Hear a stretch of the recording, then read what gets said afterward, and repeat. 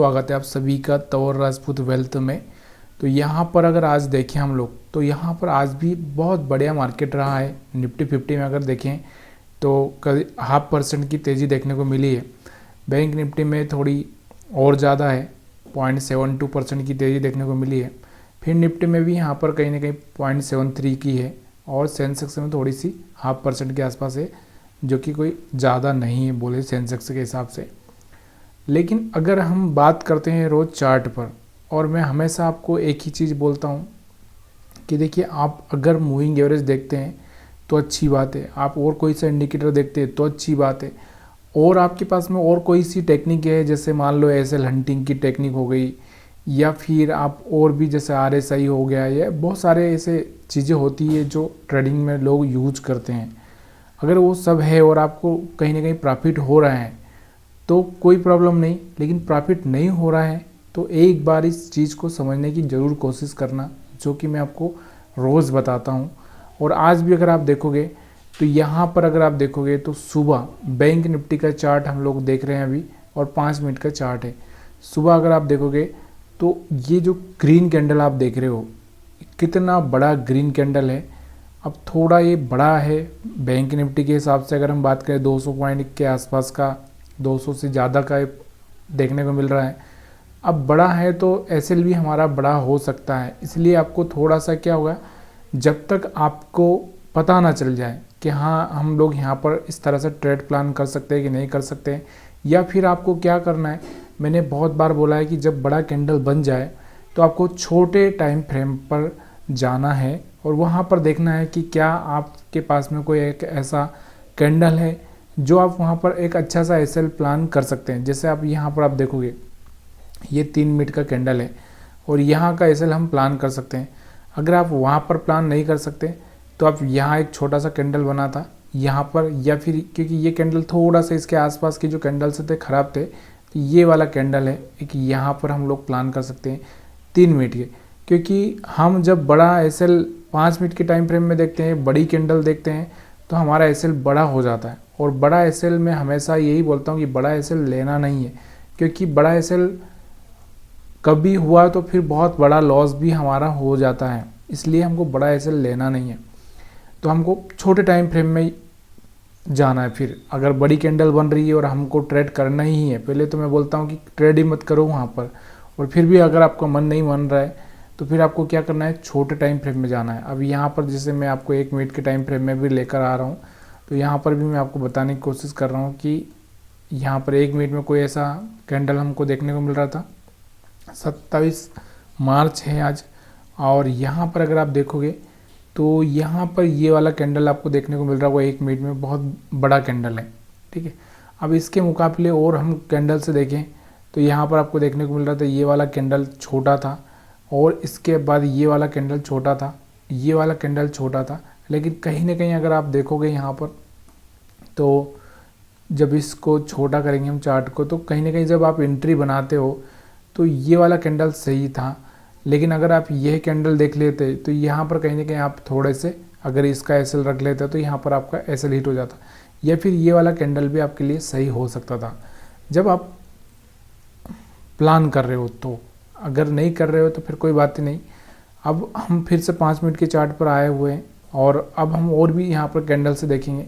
अब देखो इसके बाद आप देखोगे तो यहाँ पर इतना बड़ा कैंडल बन गया, इसके बाद ये वाला कैंडल बना है, तो यहाँ पर भी आप प्लानिंग कर सकते हो, क्योंकि इसके मुकाबले ये बहुत छोटा कैंडल है और यहाँ से भी आपको देखने को मिल रहा है कहीं ना कहीं।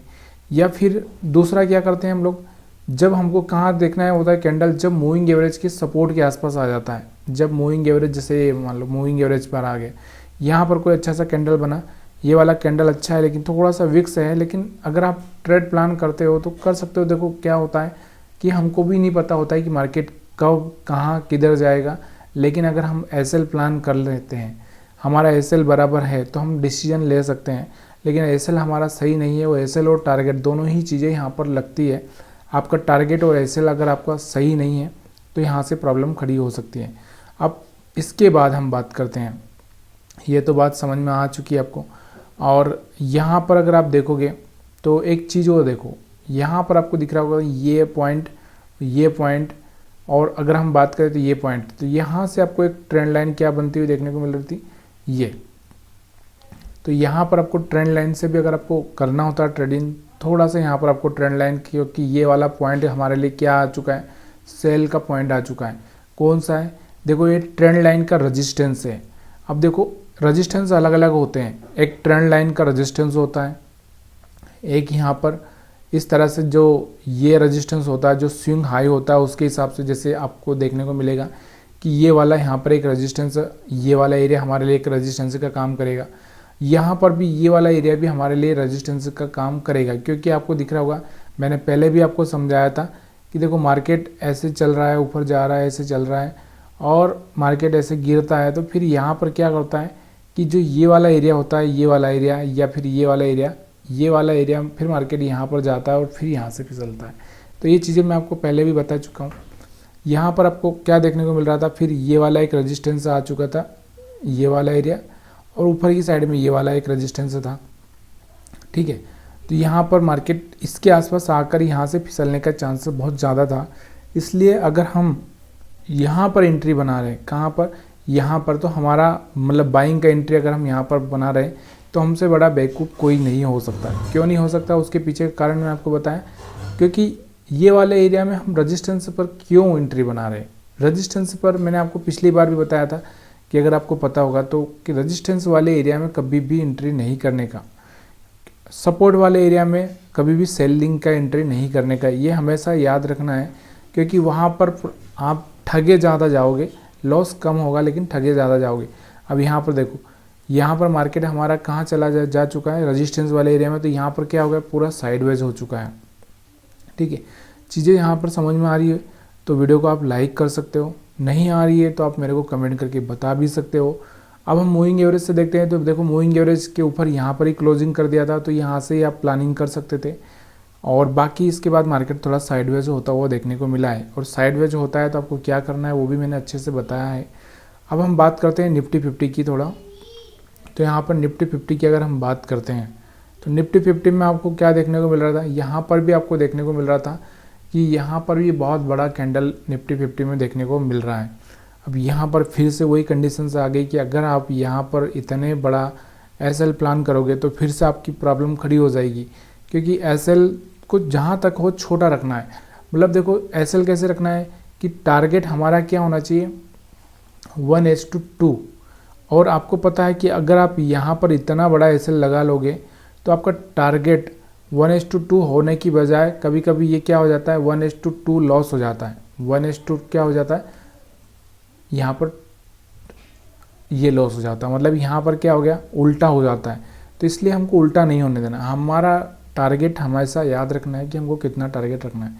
यहाँ पर अगर आप देखोगे ये वाला कैंडल सही था, मूविंग एवरेज के ऊपर था, प्लानिंग किया जा सकता था।